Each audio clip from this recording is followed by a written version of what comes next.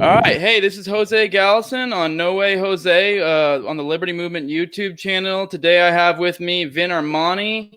I think he's been someone's been resonating with me big time, and I think he has an important message for all of us. But I kind of don't want to jump the gun and go into that message. I kind of want to set a stage. One thing that Vin brought up in a thing with Pete Quinones, a podcast with him the other day, I think earlier this week, is that sometimes to receive a message, you kind of have to set the stage. Is kind of how I read it. And like for example, to put it in perspective from my life, for me to make that jump from minarchism to anarchism, it took Dave Smith constantly going on about anatomy of the state. And so it was kind of like that magic of the personality that kind of got me into the actually finally reading it, and then put me over the fence there. And then with my jump from anarchism to Agarism, it was Pete Quinones. It's almost like even with every logical thing, there's always like this magic behind it that kind of gets you there. And so what I want to do is I kind of want to set the magic with Vin, so you guys can get to know him. Because for me, and it'll be kind of new for me too, because I never really followed. I know you're well known for gigolos and stuff like that. I never really followed all that. I know every now and then I'd find some funny clips on the soup, but it never was you. That was my extent of gigolos.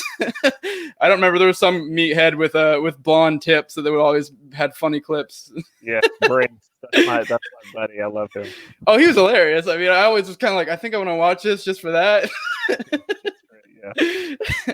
But with that, that kind of threw me off. You want to go ahead and give a quick intro for yourself to the audience? Obviously, we're doing you, but just a quick breakdown of who you are and what you're about, and kind of maybe quick plugs kind of deal. Not full on plugs, but you know what I mean. Just a quick intro of yourself before we get into it.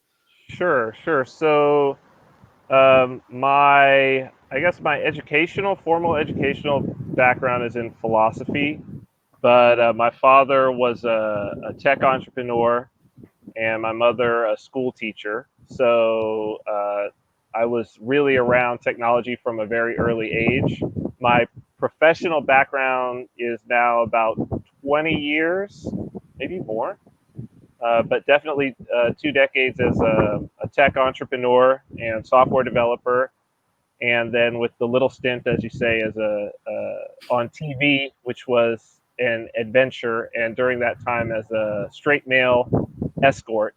So Gigolos is a reality show that's about the agency that I worked for, and so that was a bit of an adventure. I'm somebody who's always been very interested in psychology, sociology, biology, and mysticism, religion, and it all sort of came together in terms of this exploration that was that almost decade-long adventure that a lot of people got to follow along, at least some of the funniest parts on TV.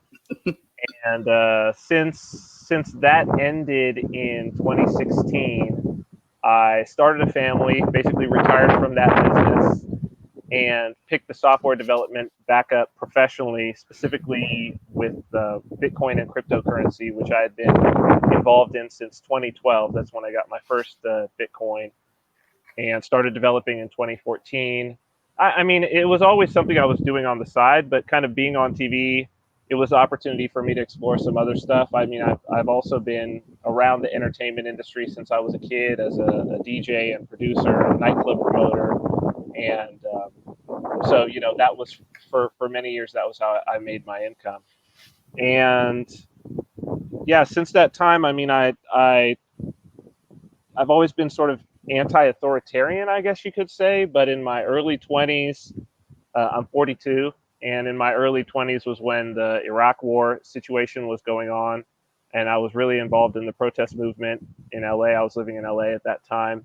And in that way got involved really in like the political left. So like I was a member of the Green Party. I was actually the fundraising director for the Los Angeles County Greens, believe it or not, because that was the anti-war side of things. And Pacifica, KPFK, and sort of the people that swirled around that in LA. I mean, the left has really become something very, very different now. That was like that was the anti-authoritarian, anarchist side of things. There really wasn't too much of that on the right.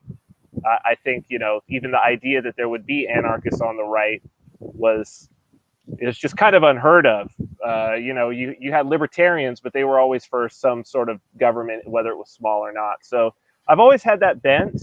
And then even more so when I was in the world of sex work and around these people and colleagues. And I mean, not only was it my friends and my business colleagues, but also my, the long-term relationships that I was in was with high-end escorts, and the people that I hung out with was, male and female escorts. And that was the friends that I was around, but also the people in Vegas. The life in Vegas is very gray market in a lot of different ways, from the hosts to the strippers to the drug dealers and pimps and whatever, right? And the illegal gambling here and there and whatnot. It's an established industry there, and so I got to see that you could do a lot of things outside of state regulation, and that there was a lot of gray area for people to move economically. And I was very successful in that regard. I see Bitcoin as an extension of that. So, I really became more versed. I had a lot of traveling during that time that I did. And it was mostly political philosophy that I was getting into, trying to sort of see where I was at,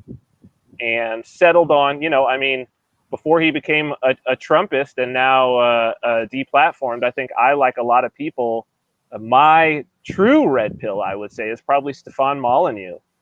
Particularly, his books, though, before the whole Trump thing and all of that, was where I was like, wow, this dude is really making a great argument against the state and for something else. And that resonated with me. And, so when the show was over, I started being a little more public about my libertarian views, since that's really not something you want to do if you're in Hollywood, if you want to keep your job. So when they were like, well, there's no more seasons of this, I was like, okay, I feel a little more free to be able to discuss, what I feel politically and not touch that third rail. And through that, the opportunities came up for me to do, Activist Post reached out to me and said, hey, do you want to do a podcast? Which I did for, 90 weeks, 90 episodes, called The Vin Armani Show, which sort of, I guess, was my opportunity to introduce myself to a lot of the people in the space, a lot of the thought leaders, and wrote a book in 2017 called Self-Ownership. That's kind of an exploration of that concept, which isn't well explored in libertarian thought. You'd think it would be, but it really actually isn't when you look at it.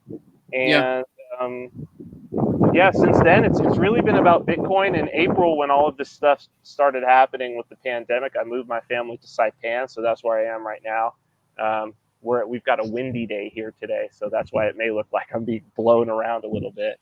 And we've been here since April, and that's about it, man. I've just been trying to, both through my kind of software work with Bitcoin, my newsletter, and our private group, which is called Counter Markets, which is an Agarism newsletter. It's like the only one out there. We're going on 4 years now. That seems crazy to me. We're about to hit our 4-year anniversary, but writing for that and trying to communicate the message and help people understand what's coming. And then for those people who are willing to sort of who want to thrive and who want to really survive well in this, now is the time. Like, in terms of being an agorist, which is really taking action, now is the time for that. Now is the time. We see the economy itself being shut down by government regulations and the white market being squeezed into nothing. So gray market is coming, and this is what we've been waiting for. So that's pretty much where I'm at right now. Yeah, there'll be those that thrive in like a collapse or authoritarian type structure. I do want to bring it back. This kind of throws off the train of thought I'm trying to go down here, but I did want to mention though that I never got around to reading your book. I want to. It's just I know you only do it in crypto, and I'm a tech idiot, so I still need to figure that out. But I really have that almost got me into crypto, just to read that book, because I remember hearing you on Pete's show before, and that did kind of it is weird that there aren't many libertarian thinkers who go down that road, and it's you can bring everything back down to ownership. That was my first time I think I heard you, and it really was holy shit, that really shifted my thinking. So it just kind of seems to be you keep showing up in different forms of media, and then always seem to fuck with my head a little bit.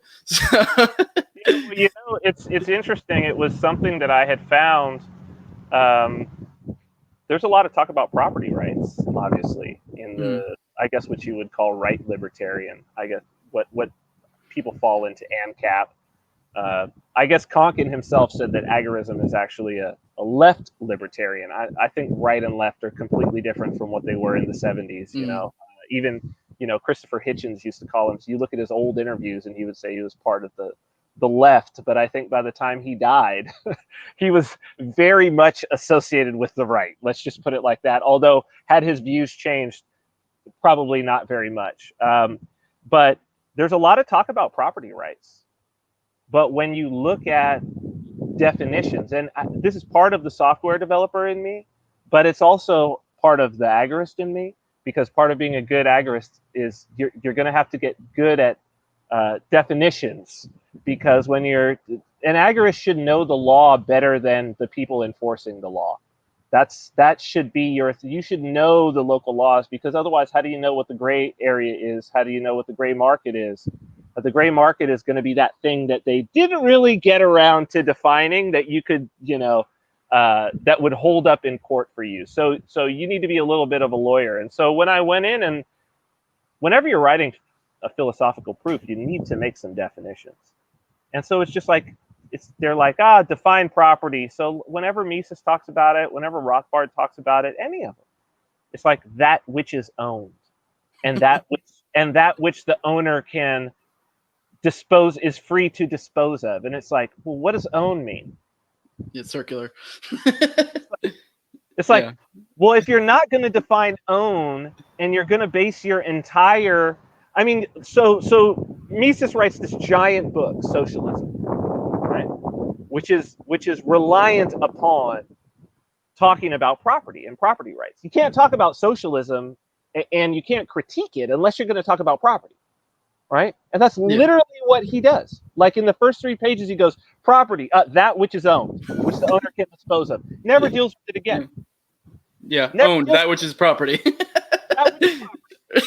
Right? And so it's like, wow, okay. Ooh, somebody needs to deal with this. And so that's really what self-ownership, the book, is about. That's why the subtitle is The Foundation of Property and Morality. And basically, as I explored it, to explore what is a workable definition of ownership that can start from first principles, right? So the entire book draws from first principles. What is a workable, basically the concept of ownership, or a definition of ownership that even a communist could agree with, right? So it's like, we may disagree on whether it's legitimate, but we can at least agree on what it means to own something. We can disagree on whether or not I can own it, right? Of whether it's legitimate for me to own it. And so from there, the book is basically an exploration. What it became was, it became an exploration of the idea that which we call morality is tied into that which we call property. And that the idea of these concepts is, these are concepts that are necessary so that we can actually live together in some semblance of peace, because nature has a mechanism for settling intra-species violence, or intra-species conflicts over property. That is, between your own species. So that's why deer have antlers. That's why rams have horns, right? Those ram horns are for nothing else but fighting other rams. And what they're fighting over is to make a decision. Whose property is this? Who owns this area, the right to mate with the females in this area? That's what they're dealing with. And it's like, okay, that's a big waste of time.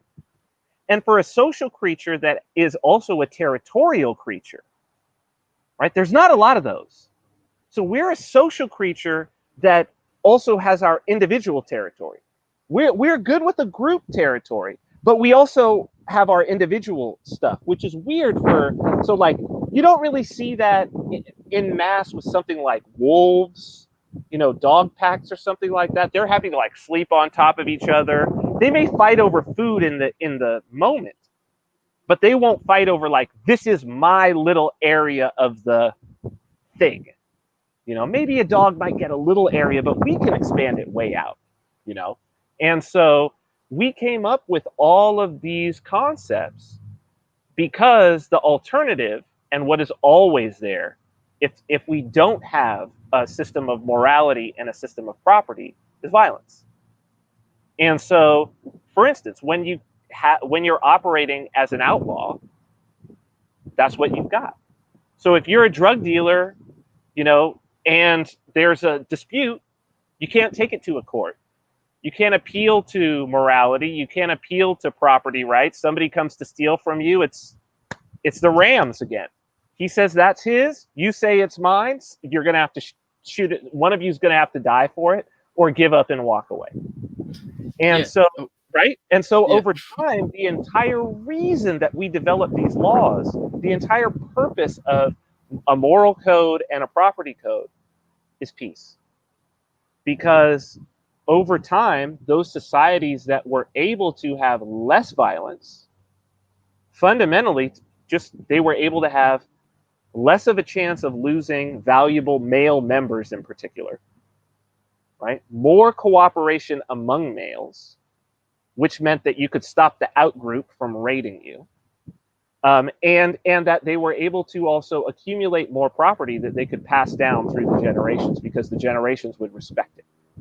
So you're able to have this mass accumulation of property, which creates more abundance. So you end up outcompeting the groups that couldn't do it. And so the self-ownership is an exploration of that concept, but it takes it all the way back to like, what are we behaving like?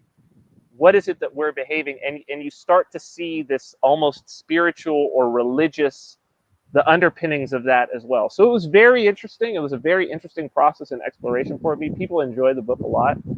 But yeah, that's basically what it was. And it was something that I had not seen addressed in the sort of space that we're in, which I would say would be what, right anarchism and ANCAP, whatever it is. That's liberty-minded. Yeah. I mean, liberty-minded, but I would say liberty without excuses. So it's like, while we may recognize that the state is there, we don't see it as a necessary evil. I think we see it as a temporary evil. So we would prefer not to have it, but what are you going to have in the stead of the state? You're going to have some organizing principle. And so, it's my contribution. The book is my contribution to that line of thought. And the thing I love about the concept of that book too is because it's like this glaringly obvious blank spot that never really got its due, and it's like really should be step one of any sort of intellectual pursuit is defining your terms, because otherwise you just end up talking past yourself. And honestly, that's like probably the majority of intellectual debates are just people that didn't take the time to define their terms and are not on the same page kind of deal when it comes to, at least to that. Agreed. Yeah, but let's get into it. I want to start off with, I literally want to go sequentially with your life, and I kind of broken it down in a certain way. I want to know, first off, obviously, where you were born and where you were born and when you were born, kind of deal. I mean, you told me you were 42, but we can start there and we'll get into it. So I was born in the late 70s in Washington, D.C. Okay. All right. Cool. Are in the heart of I forgot what the saying, the devil's nest or whatever. Belly of the beast. Belly of the beast. I couldn't think of it. Whatever. I'm tired. I've had a lot of coffee. Right there. Yeah. But then the next thing I want to know is, what were your earliest memories? And the reason why is because I think these are things that really shape you. Because for me, I'm prepared to go personal. I mean, my name's a pseudonym, and I've told people before that I'm not like fully, but I'm willing to go a little personal. And like some of my earliest memories were my mother being beat as a child. And for me, that kind of like shaped me to the man I am today, and where strength has always been like a priority for me, and being a protector, which I think has served me well as a father and a husband. And like, that's kind of always been in like a big thing for me. And like, I'll kind of go into it too, because I figure we can kind of mirror it back and forth, kind of the phases of life, and so like, that was for me, my earliest memories was that, and that kind of like shaped who I am today. And so I didn't know if you had something similar. I mean, if not, it's fine. Some people have perfectly happy lives and don't really have much to speak of, but I was definitely raised in a tumultuous household. I mean, when I was very, very young, my parents were, they would just, it was mostly like they were screaming at the top of their lungs. There was never any physical violence, thank God. But it was a pretty tense situation, and my parents got divorced when I was, I think, 7, something like that. And I would say overall, I had a I would say a relatively like peaceful and stimulating life. I guess I would early life. I guess I would say that. So time spent with my father. He was a real kind of a mystic himself. A very wise guy in his own way. He had suffered a lot of abuse as a child, very, very serious. But he was, surprisingly, he made the decision to not carry that sort of that cycle forward, right? So he was a spiritual guy. He very intellectual, very forward thinking. I guess he would probably call himself a futurist. We would constantly talk about the future, big on sci-fi, and my mother was a school teacher, very emotional type of woman, and so I think I got both sides very well. It was probably best that they weren't together with one another, so I got them sort of separately. But I was as a kid, sports was a huge part of my life, probably the biggest part of my life, and yeah, sports and tech were like the two things, and those have continued through. I mean, I still play beach volleyball here at a high level on a weekly basis, um, and work out every day, and so that's and obviously, I mean, people saw me on TV. I was like, that was my 30s was nothing but bodybuilding, pretty much. So. Yeah. Yeah, I mean, that was my early life. I think that those things definitely shaped me, and maintaining athletic pursuits, maintaining intellectual pursuits, and that was yeah, that's what my youth consisted of for the most part, I would say. Okay, so I want to peg in. I think you touched on a little bit, but what was Vin like in those years like kind of, probably in the 8 to 12 range? Because I think that's a transformative time. Like for me, I went through a period of time where I kind of had a learning disability. It was ADHD, and I kind of learned to rise above it. And then I went from being like the bottom of my class to being like the smartest motherfucker around. And I kind of became like a mega nerd. And that's something I kind of learned to resent later in life. But for that period of time, I was very socially awkward, but super smart. I mean, you seem to sound like you started off as a jock as a younger age, but I don't know if that was true for that period of time or not so much. Probably more for that period of time than any other. I mean, I was always kind of recognized as being like, I guess smarter than average when I was in school. So there was, like gifted programs and honors programs or whatever, and I was always in those as a kid. But yeah, 8 to 12 especially, oh god, it was just all sports, like, so it was so at that time I was already playing water polo. I ended up playing water polo and swimming all the way. I'm from San Bernardino, California, which is like desert. It's super hot. It gets into the hundreds. And it's an area, that particular area is known for just producing like amazing swimmers and water polo players, on Olympic team and everything. So um, I was playing with the same group of guys that I played with all the way through high school, and the same coach from the age of 9. So, he brought up this group of kids, and then of course state championships and the whole nine, as you could imagine, followed in the later high school years. But yeah, so it was water polo and swimming, baseball, football. I was playing at that time. Yeah, man, that was just that's what I remember of that time in my life. It was like school, maybe hanging out with some friends, but just sports, nonstop sports. Okay. All right. Well, then moving on to teenage Vin, because for me, that's kind of when I kind of developed into myself and started kind of, I don't know if that's when the testosterone hit or what. That's when I started becoming more of a jock. I got really big into lifting. I was like, I was the quintessential jock. Like, I mean, don't get me wrong. Like, not every sport I was top of the game, but I was always playing some sport. I was the strongest guy around. Like, and it was kind of a rejection of my younger self, because I kind of found myself in there, and and almost like was ashamed of that like smart part of me, and instead of pursuing mental strength, I went from pursuing physical strength, since I saw that kind of like get me popularity, get me girls, that kind of stuff. So is there any sort of shift in you as a teenager, or was it just more of the same? Oh, definitely. Big shit. So I could probably mark it to, I could probably mark it to my early experimentations with drugs. So it was probably there was sort of combining into two of like getting a steady girlfriend, being able to drive around, but then like starting out with weed, and then my buddies who were older than me and seniors at the time when we first started hanging out, and then seniors in high school, same high school, and then after they had already even graduated, they went to the local university, and so we were still hanging out when I was in high school, and they were the ones who took me to desert. They started taking me to desert raves. So the area that I'm from is basically it borders it's in San Bernardino County, and it just borders the Mojave Desert that's like on the way out to Vegas.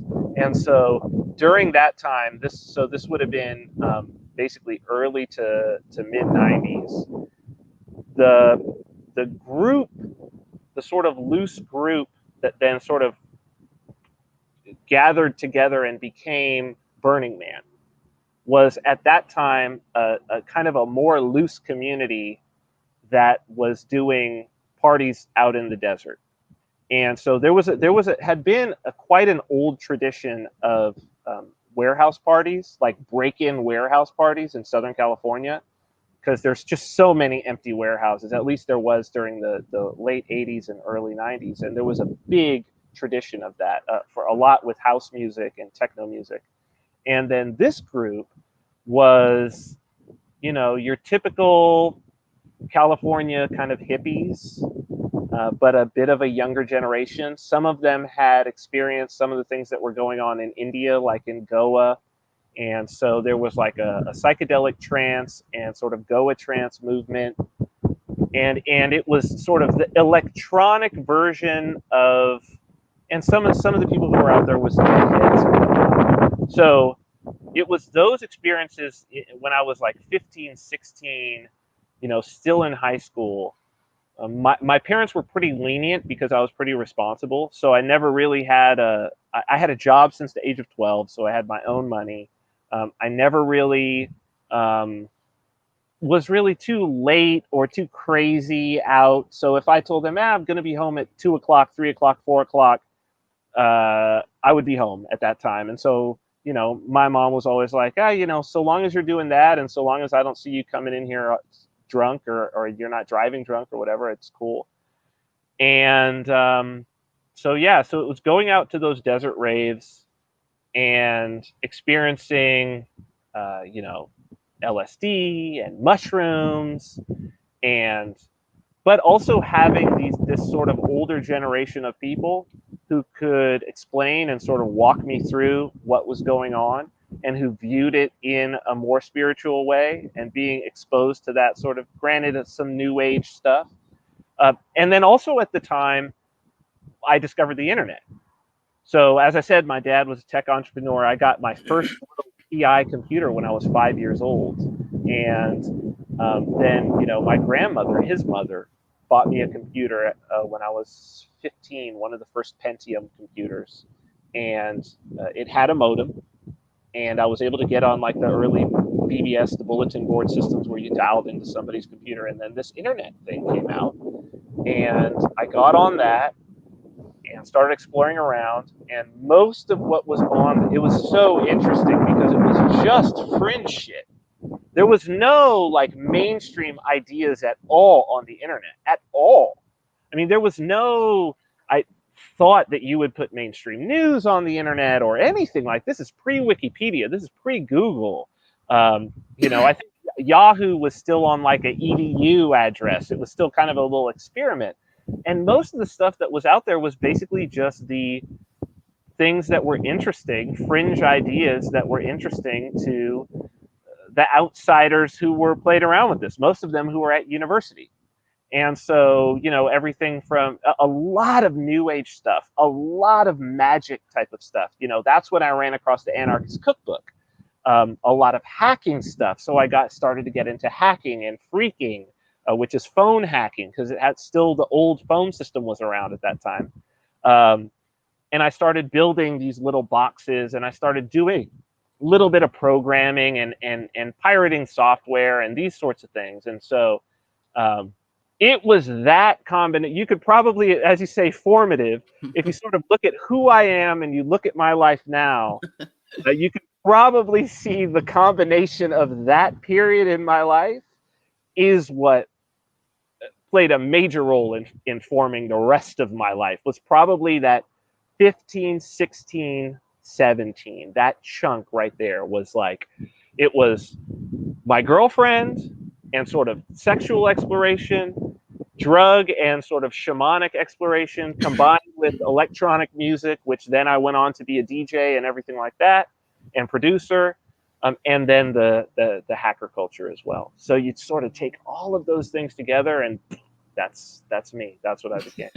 Yeah, see, I knew this would be productive. Like, it's already clicking. I can see it. It's like you were given the internet at an early age, back in the heyday. Like, I don't know, the early internet was wild. Like, just silly anecdote. But I remember at one point we got a virus that, like, back in the early days on our desktop, like way back in the day, and it was probably my brother on porn or some shit. But he it was something stupid. Like, no matter what we typed, it would be like, I eat undershorts, or it's like something stupid. So it's like someone took the time to make a virus like that. Just the early internet was just ridiculous. Absolutely. It was quite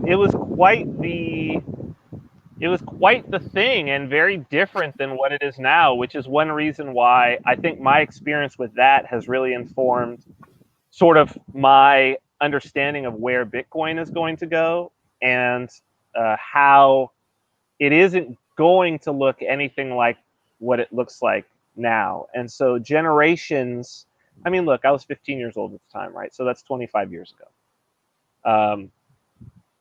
Bitcoin's been around for 10 years. I mean, the internet had already been around in a nascent form for probably 5 years before I got on it. And at least in the form that I got on it, right? I mean, it had existed since the 60s in one form or another. But, we're 11 years into Bitcoin. So I'm like, okay, what it looks like 20 years, whatever it looks like now is what the internet looked like when I first got on it. What it looks like 20 years from now is going to be so far beyond even we're having this conversation over the internet right now. Mm-hmm.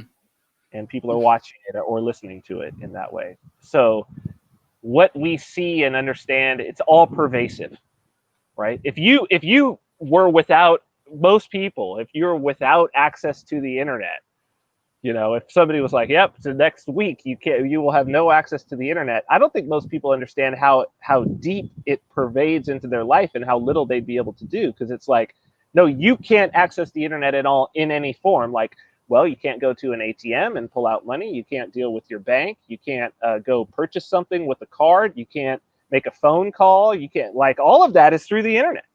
Yeah. So it's all using internet protocols. So it's like, you'd be SOL, buddy. Yeah, it's nuts to think what we're doing now. Like, I remember 12-year-old me, I would sit there, like, trying to look at porn, and it would be like a picture coming down like this, you know? I remember those days, absolutely. And now here we are. You're what, like 16-hour difference, and we're talking with very little lag. Like, it's ridiculous. Yeah. It's so that's, I think it's been great to give a sense of perspective of how much things change. And, like, I look at my daughters, I have a 5-year-old and a 1-year-old. They'll never know a world where it's not this instant. I mean, from the time they were born, they've been able to talk with grandma in Russia and, grandma in California instantly, face to face, and they'll never know a time when that's not the case. So it's pretty amazing, I think, for those of us who have gone through and understand that once wasn't there. But it's also good perspective to understand that there are technologies around today. I think Bitcoin and cryptocurrency is a prime example that are going to be just as amazing and and astonishing and change the world as much as the internet did.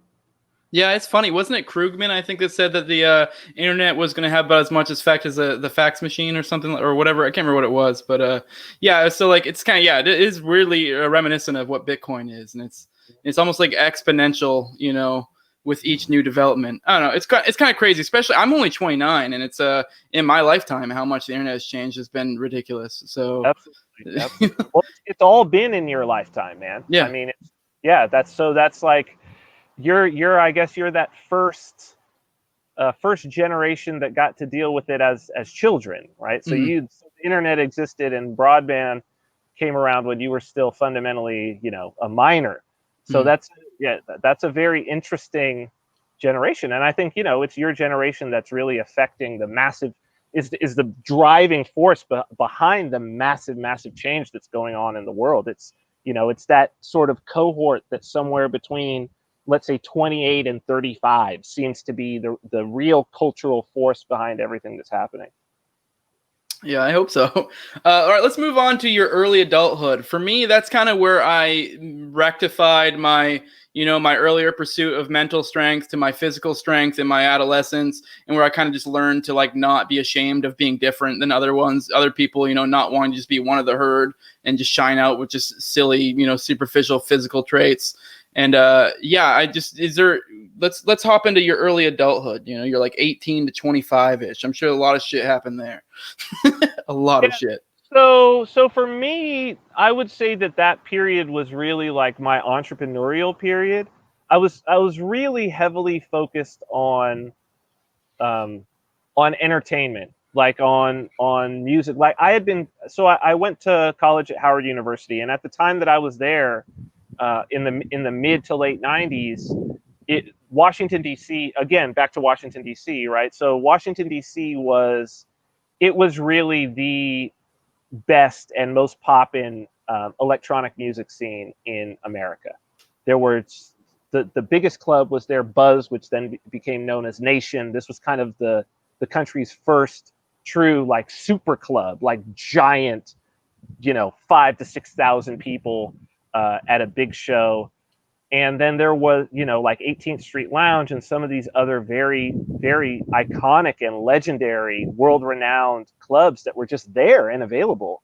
And it's a city full of college students, and it's very international. So it was to be expected that would be one of the cities. I mean, New York was also popping, but New York had its own existing sort of music scene and vibe and energy with garage music and a lot of those things. So DC was different. DC was pushing forward that new kind of rave culture, and I got very heavily involved in that scene, and that was really the clique that I hung out with, and what we were into was like the underground hip hop scene and the rave scene, which really were kind of they were figuring out a way to meld with one another, and then.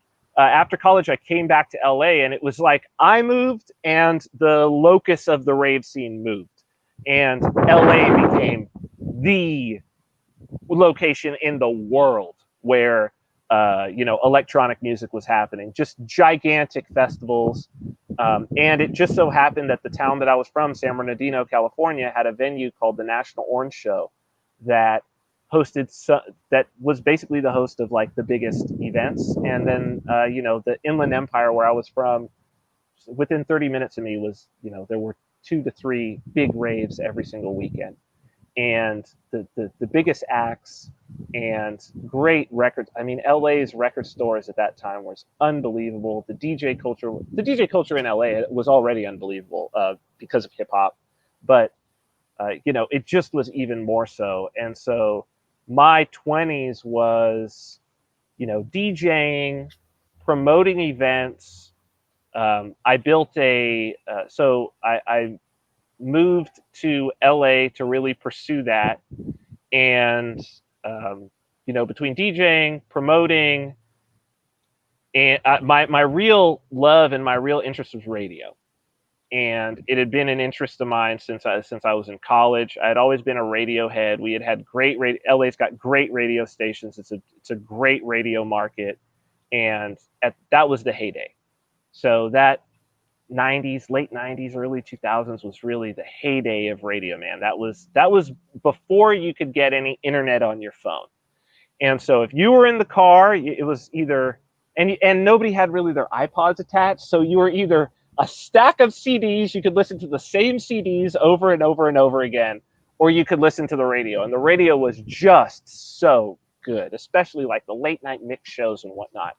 So I was very interested in that. And I was part of, in 1998, I was part of one of the earliest internet radio stations called DJ Union. And we had a little startup. It was part of that tech boom and bust. And so I got kind of my chops with that and was able to become associated with a lot of electronic music DJs in LA. And then I spun that out and started doing my own. And in 2000, when was that? So, well, no, so in 2002, I guess it would have been 2002, a buddy of mine and I decided that we were going to start a pirate radio station in LA. So a pirate FM station. And we had some connects. I had been throwing a party, a Sunday night event, a nightclub, I should say, in the 360 building on Hollywood and Vine Street. There's the tallest building in Hollywood. They had a club called the 360 in the top. And at the time I was spinning DJing UK garage music. And so we had a club night every Sunday called Pull that was there. And then after 9/11 happened, basically nobody wanted to come into that penthouse club anymore. People were scared. People don't remember what that time was like. But I was, I think I was 21, 22 at the time. And no, I guess I was probably 23. So yeah, I was 23 at the time. And that club had just started to pick up for us. Like it was just going well, that it was profitable. And then, it just sort of fell off. And not long after that, there was some big explosion of a transformer in the basement, and they shut that building down. But I still had the connect with the maintenance guy, who was the only one who had the keys, the supervisor, I guess you could say. It was him and the fire marshal were the only ones that had the keys. And so I paid him. He was kind of out of work in a way. He was looking after that building, but I don't know if he was being paid his full salary or whatnot. And he let me and my girlfriend and my business partner into the building. It's an 18-story building. We climbed up the steps in the dark. There was no electricity, carrying a marine cell battery, our transmitter and antenna, and 2 solar panels up to the roof. And we basically set it up on the roof, running on solar. I had built a solar rig for it, timed out and everything, running on solar, and popped it up on 87.9 FM. And I built a little internet radio station to go along as sort of a fig leaf. And we had a microwave link. I could actually see from my house. I could see that building. So we shot it up there. So for about a year, we were running on top of that. And that was actually a really cool period, because basically what we did is we went into LA's kind of underground, and we were able to get like all of these legends, these legendary DJs. So like Juan Atkins was our evening drive time DJ. He had an evening drive time show. Juan Atkins is the guy who invented techno. The word in Detroit in the 80s. The word techno is actually after his song Techno City. So he was like this older black Detroit, awesome, just an awesome, soulful guy. And his story, so I got to sit around with him, and then two Chicago guys, Scott Kay and Roy Davis Jr., we would go from their club, and I was using the internet to broadcast live from all of these clubs, and just meeting these legendary characters and have them be running the station. We eventually moved it to another location on top of a hill, and then we were hitting all of LA County, and it became kind of this cult thing that people were into. And it just fulfilled this dream. And I think also when I look at Agarism, I certainly wouldn't have known what it was called at the time, but in terms of like living the principles and getting like a firsthand. It's funny because when I had a roommate at the time, I was living in West Hollywood, and I had a roommate at the time, also kind of involved in the electronic music scene.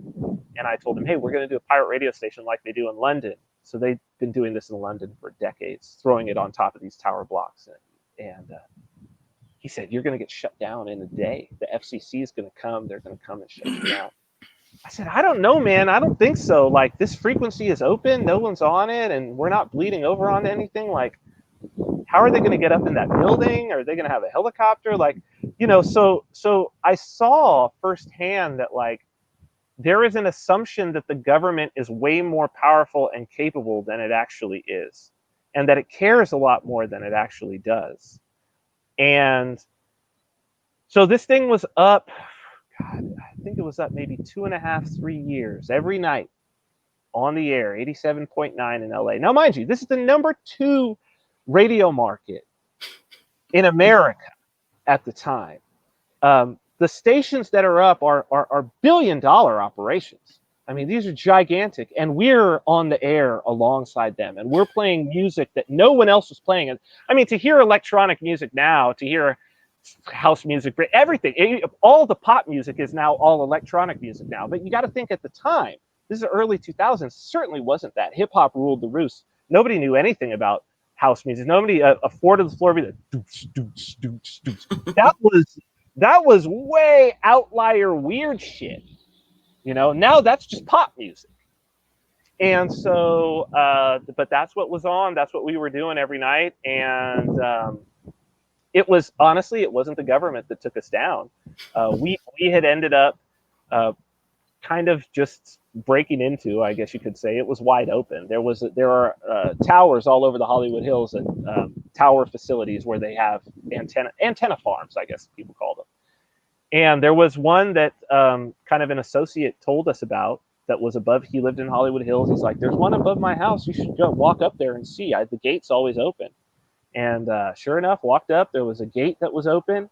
And there was even a little empty house, little shack covered with electrical and with a little empty antenna stand. And I was like, well, I guess this is just made for us, right? And so, we just went up there, we installed it, and it just sat there and ran. Nobody came up there and looked at it, just sat there and ran for like a year, maybe year and a half. And then eventually, I think that company got sold. And as they were starting to put in new, maybe they were starting with the 3G at the time, really putting it out there. They came and they went, and I guess somebody rented that little piece. And when they came in, they just took our gear, and then it was gone. And that was it. But it was never the government. No. It was never the FCC, and there was never any issues. We ended up getting press about it and the whole nine. But I would say that that was really it was that, and then transitioning because of that sort of into starting to play beach volleyball. That was a big part.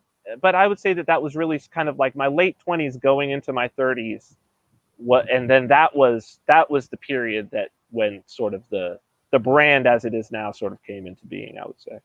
All right, cool. Well, we just hit 25 to 35. Wait, no, that was it's 25 to 35 ish.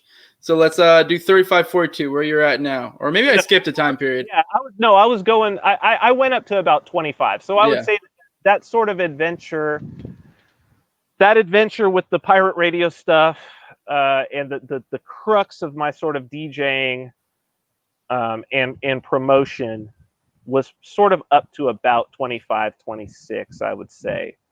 And then I started into my really heavy into my software career from there, sort of as a jumping off point from there.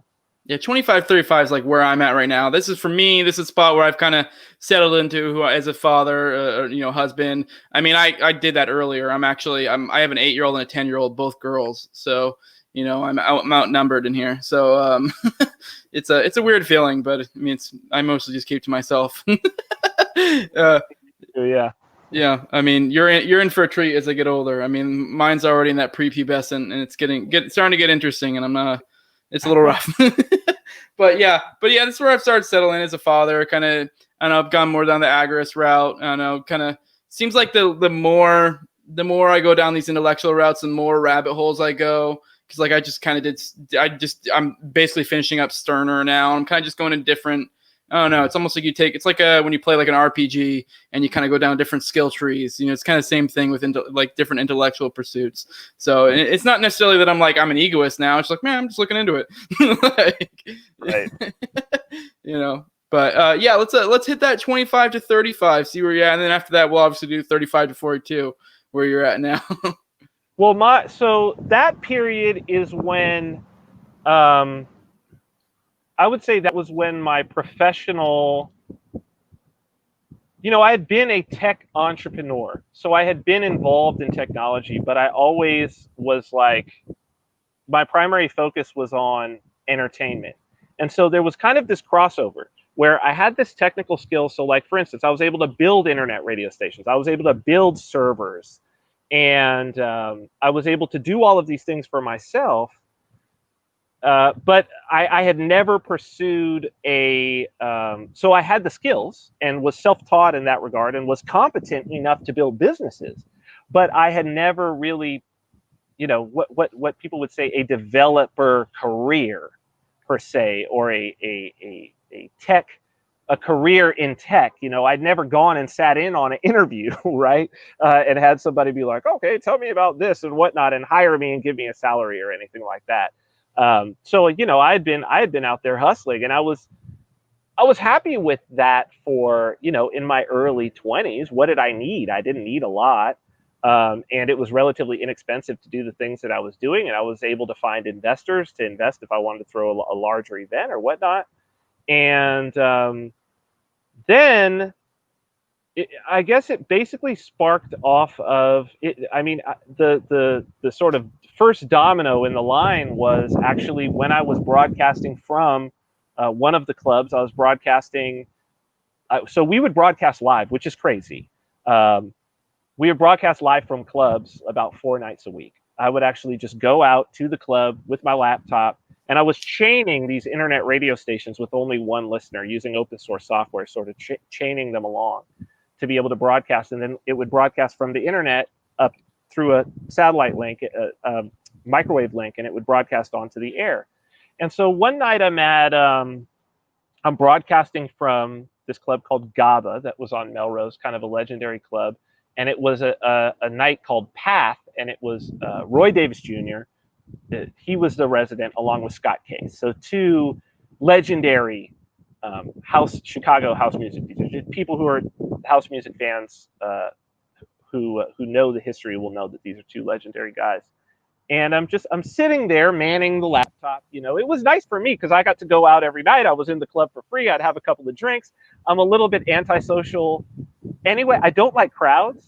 I love to dance, but I don't really like crowds. And so I always had the opportunity to have an excuse of okay, I'm going to go back and check on the stream and whatnot. And so I'm there, and this guy walks up to me, and he's just like, hey, because just Scott K had said, yeah, all those people out there listening on 87.9 FM, he grabbed the mic. Here we are at Path. Come on down to GABA on Melrose. It's $5 to get in all night, or whatever he said, right? And this guy walks up to me and he goes, hey, I just went out to my car after Scott said that, and I listened to 87.9. You're broadcasting on the radio right now from here. I was like, yeah. He said, he handed me his card. He said, my name is Nathan Scott. I'm the operations director for KPFK 90.7 FM, which is Pacifica. It's it's an anti-war. It was established as an anti-war network, Pacifica Network. It's Scott Horton. His yeah. on Pacifica is on that channel, actually, 90.7 KPFK. So this is, I don't know, 2003. And the operations director hands me his card and says, listen, we've I've been trying to figure out how to get us live broadcast for a long time. How are you doing this? And I said, oh, I developed out the system. And he's like, could you do that for us? Could we hire you? Could you do this for us? Like, where could you broadcast live from? I was like, well, I could broadcast live from anywhere that's got that I can jack in the audio and that's got a Wi-Fi signal. I mean, I could broadcast live if you get me a Starbucks Wi-Fi signal. And he's like, bet, call me tomorrow. And so I called him. He said, come down to the station. I came down to the station, and he was like, look, man, we've got all these anti-war protests that are going on. And we've got all these celebrities and stuff who are coming out, you know, Martin Sheen, Gore Vidal. We've got all these bands who are coming. We're setting these whole things up. I've been having to run ISDN lines, you know, down the street. Could you organize this? And so that began oh God, how long was KPFK my client? I mean, probably 8 years or so that they were my clients, where I was doing, and in that time I did live broadcasts. So I produced and engineered the stream of the live broadcast of all of the big anti-war protests that were going on at that time that you can still get in the KPFK archives. Many different live shows. At one point in time, I was actually managing all of their internet streams, so I rebuilt all of their stuff. And then from there, I started to build out more stations and get more. I mean, I built the radio station for California State University, Dominguez Hills off of that, and like I had all these clients coming in off of that. And in the vein of doing that, I built out some other radio stations, internet radio stations myself, one of which became very, very popular, that was a Latin American station. And it was one of the first internet radio stations when this musical style out of Puerto Rico called reggaeton became very popular. It's like a Spanish reggae. So you may know it, right? So it's like there was a period of time when it was hyper popular, and we were the most popular way of getting it. So it was kind of this first international music of a group of people who were consuming, the kids were consuming on the internet for kind of the first time. And this was still before they could get it on their phones, but like, you know, these kids in high schools would be, oh, we're listening on our computer as we're working at school or whatever, or at home.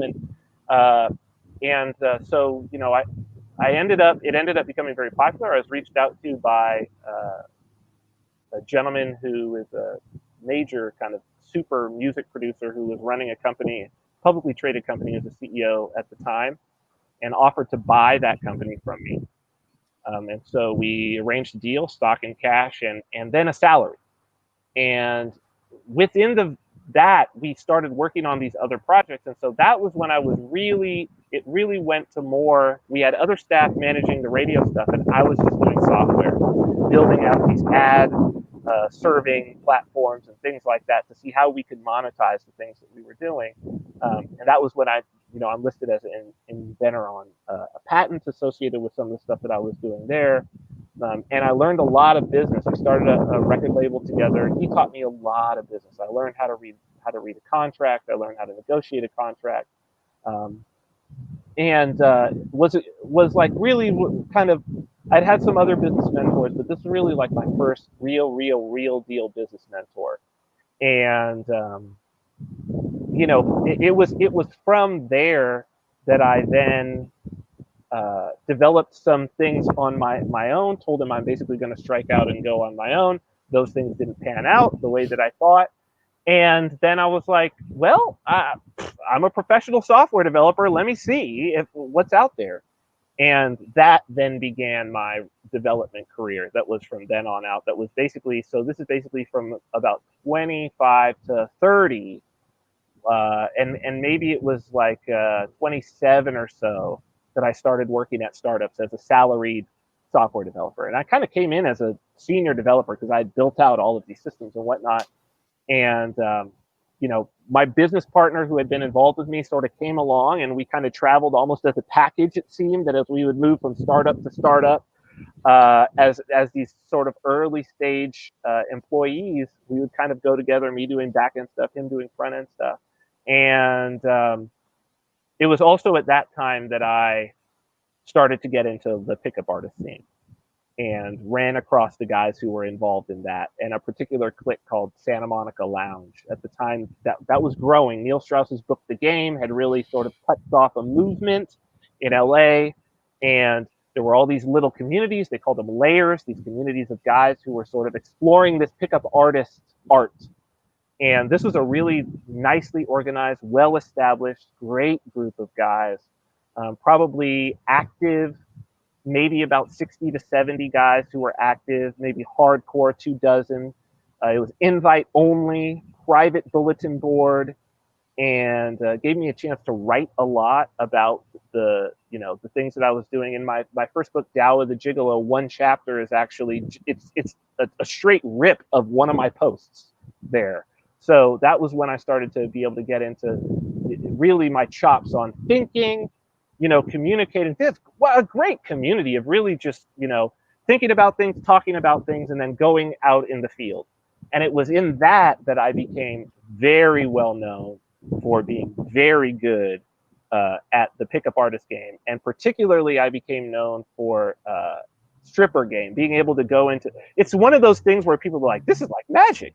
Every time this guy goes into a strip club, he's either getting a chick's number or she's like, let me go get my stuff and leave with you and we'll discuss.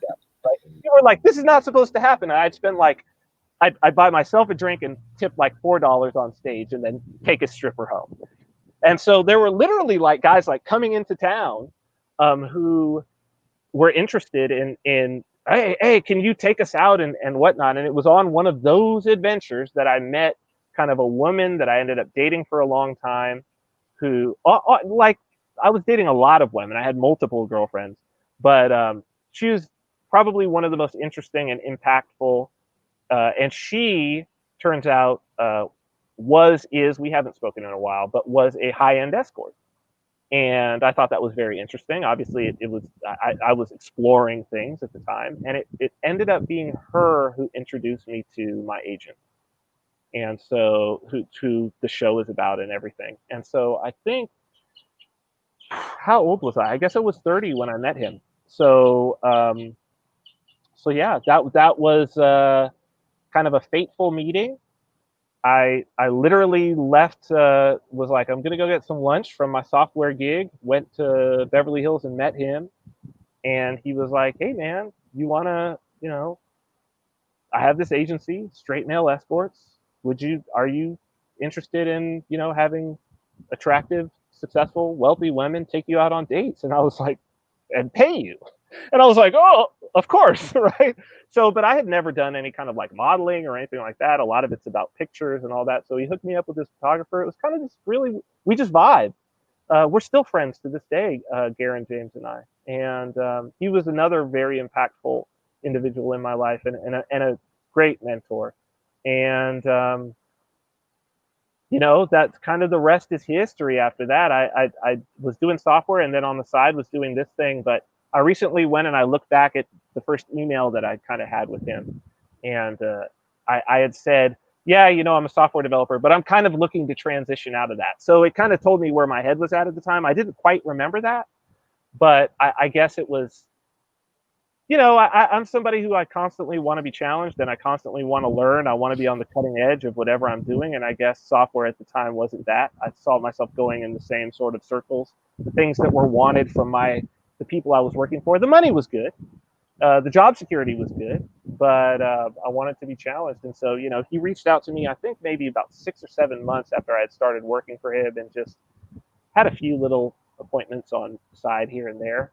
And he had told me when we first met that there was a show, and he called me and he was like, Vin, he left a message saying, Vin, you're on the show, don't say no. And 2 weeks later, I was in Vegas filming the first season of the show Gigolos, and so that was 2010 that was filmed, and that went until, like I said, 2016, but I was in Vegas until 2018.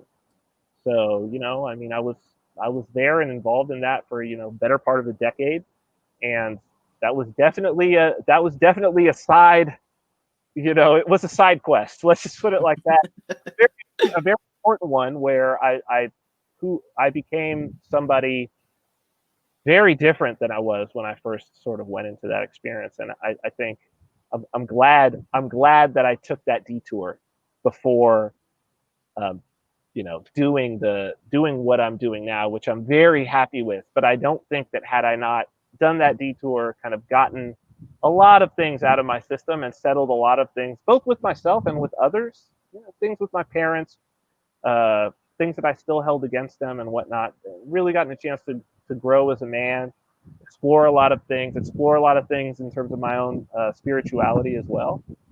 And that's really what that adventure was about.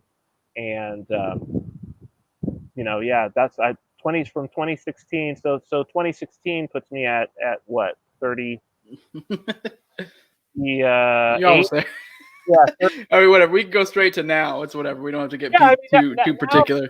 now my life is dominated by my family, Mm-hmm. and my explorations now is trying to contribute to that which is coming in the future. So I've been predicting for years, really. I mean, I did a series on YouTube. People can go check it out, called The Ascendant Project, back in 2016. So 4 years ago, summer of 2016, and it was about the fact that I was saying there's a shift coming.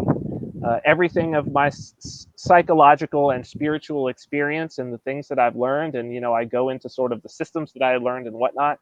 All of those say that there is a shift that is imminent, that is going to be paradigm shifting and earth shattering. Not a change, but a transformation. That, like, when this shift happens, our species will not be the same. So it's like the movement into a new age, something like moving from the Dark Ages to the Renaissance, or the Renaissance to the Enlightenment, or let's say the Enlightenment to the Communications Age, or whatever the hell it is that we're in now. I said something is coming. I don't know exactly what it will look like, but the landscape of it is X. And basically this is it. So this is something that I had been preparing for. This is something that I had known was coming actually for a long time, since I discovered things from an early spiritual mentor of mine. But it was never on the horizon, because I couldn't see kind of the pieces that would do it. It's like, where is it? And then I think Trump and the things that happened in the lead up to that election, and I was part of it. I was doing a podcast at the time that, and we were doing things that were getting censored. We were being put on fake news lists. And there was this feeling of, this could go bad, right? This could turn bad. And then the continued deplatforming and the tribalism and the fracturing of the culture and the society, that informed me. And in April, I moved here. But what I had said I'm going to be a part of is we're in a long-term, this is long now. Like, we're at the beginning of an age. And the best that somebody like me can do is not to turn anything around. Nothing's going to turn around. This is the way that it goes. So it's to be able to start for all the terrible things that we see, it's to be able to find those things that are in line with the principles that I understand, that are positive, and to be able to start down a path and follow, and follow the righteous path.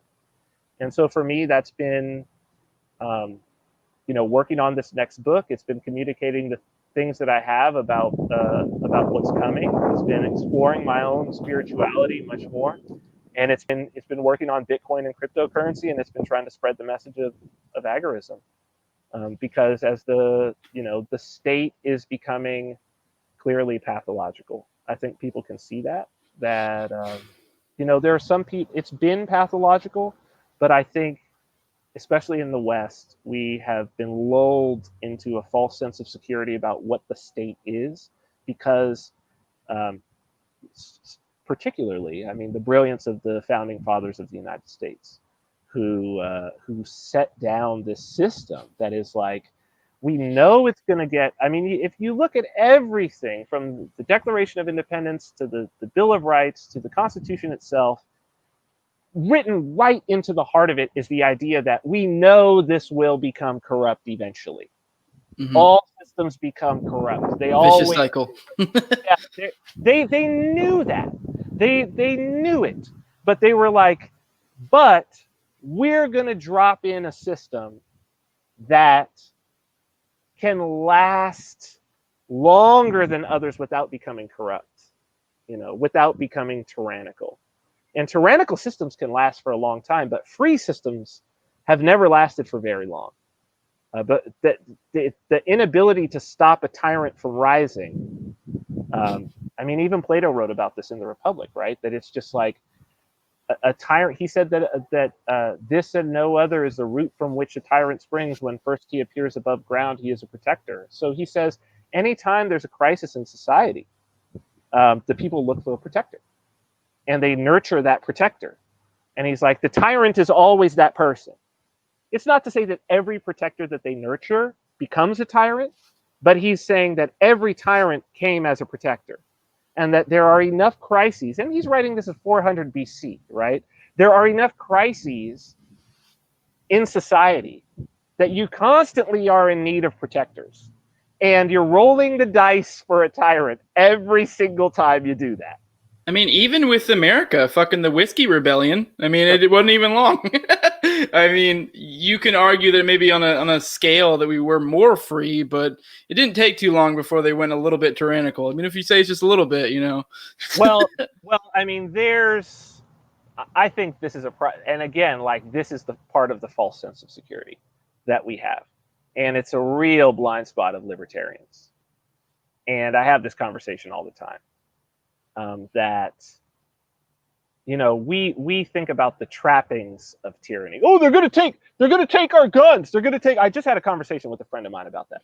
Oh, they're going to take our guns. I was like, listen, man. Like, when you're really in tyranny, like, that shit really doesn't matter. When you're really in tyranny, because the people who have overthrown colonization by tyrants didn't have guns when they decided that they were going to start the revolution. The Viet Cong, the IRA, Fidel Castro's group of Cuban academics, they didn't have the guns. They had the will. Even Mao, right? When Mao had the people rise up, they didn't have the guns at the time. They didn't have any guns. And it's like, the revolutionary doesn't matter with the guns. And if you don't have the revolutionary will to really do it, to really risk your life and die, it doesn't matter how many guns I give you. Yeah, there's no will here right now. There's none. Well, yeah. And the reason why there's no will is because there's been this amongst and it's just LARPing. It's a lot of LARPing. So like that's what I have seen in the liberty community, unfortunately, is that it's like there's a lot of intellectual masturbation and there's a lot of LARPing. Mm. And so that's what we've seen. As the tyranny has really happened, it's been like, oh, that's unconstitutional. It's not stopping. Yeah. It's Constitution stopping. Oh, and then somebody told me, oh, well, yeah, the governor of Michigan, like the court struck down one of her orders. And I was like, she just did another one. Yeah. It's like, she cool. Just did another one. It's a losing battle. It's just the damage was already done. Mm. By the time they struck it down, she'd done the damage. So the system that we have is not stopping it. No. And the guns that we have is not stopping it.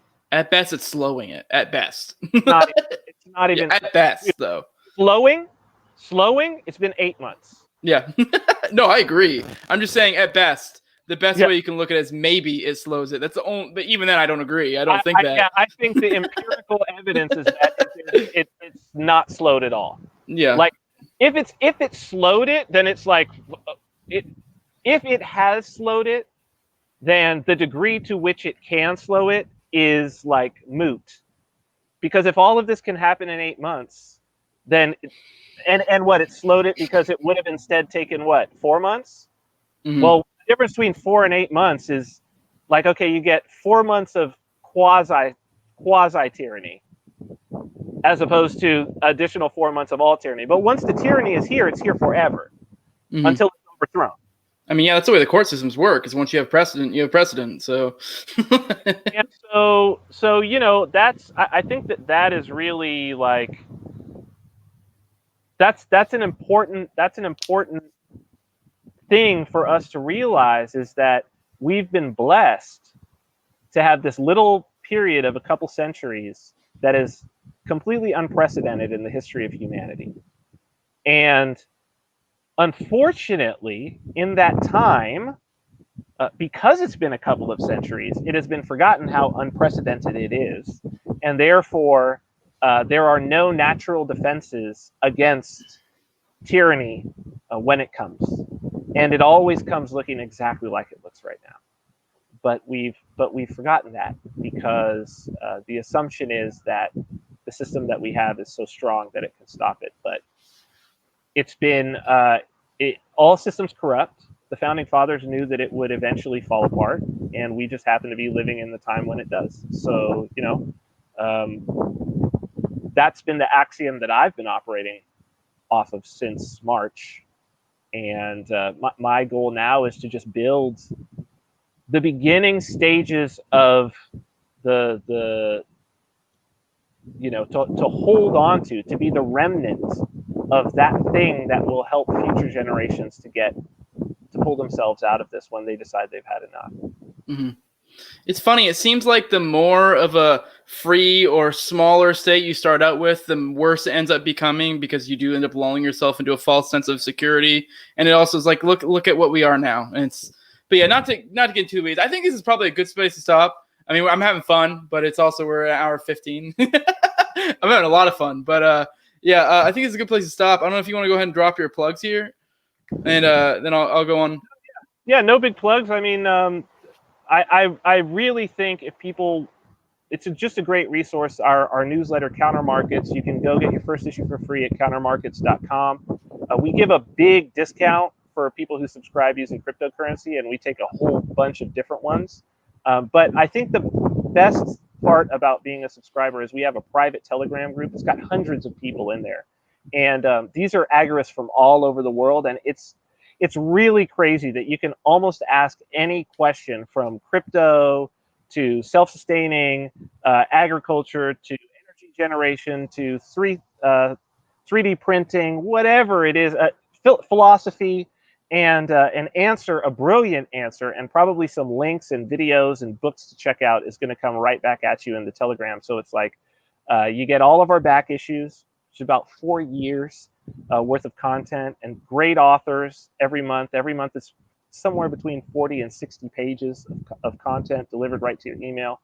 So I would say, if anything, I'm super proud of it. It's a great resource. It never has it been such a good resource as when people are trying to figure out their ways through these lockdowns. So countermarkets.com would be where people can go. All right, awesome. I'll do my plugs real quick. We just got the Facebook group. This will all be in the description. We got a Facebook group. We're on MeWe now. We're on Library. We're on BitChute. We're working on compiling an email list. So, and we also have an email at thelibertymovementglobal@gmail.com. We're trying to diversify as much as possible. So shoot us an email, or if you're in our MeWe or Facebook group, hit us up with your email so we can compile an email list, because we're looking to get like a site going soon, or maybe even a newsletter. With that, also like, share, subscribe, all that good stuff. I really, really, really enjoyed the conversation. Like I said before, this was a setting the stage. This was I would like to have future discussions with Vin, preferably on the discussion of magic, but because that's kind of what I wanted to lead into, because it's like, that's kind of maybe, and I may not see as much of a shift in my thinking as the minarchist to anarchist jump, or the anarchist to agorist jump. But it definitely did make a shift in my thinking. And but also in a weird way, it was almost like a kind of the agorist shift, where a lot of people, you don't really become an agorist, you just realize you're an agorist. And for me, the magic thing was kind of like express a thought I'd already kind of had. So you just kind of hit it on the nail on the head there, and it's kind of was like, oh shit, that's what I've been trying to express. And so I think if we don't even have a subsequent conversation, go check out other conversations. There's a lot of great conversations with Pete. Pete Quinones. I really think it's an important conversation to be had because a lot of us libertarians are too much on the zeros and ones. Like we accuse the left and the right of being binary thinkers, but we're still operating on a single dimension where you kind of need to bring your thinking a little bit higher and, you know, operate on that magic level. So, yeah, with that, it's been really awesome having you, Vin. Yeah. Thanks. So, but all right, that's it. Deuces.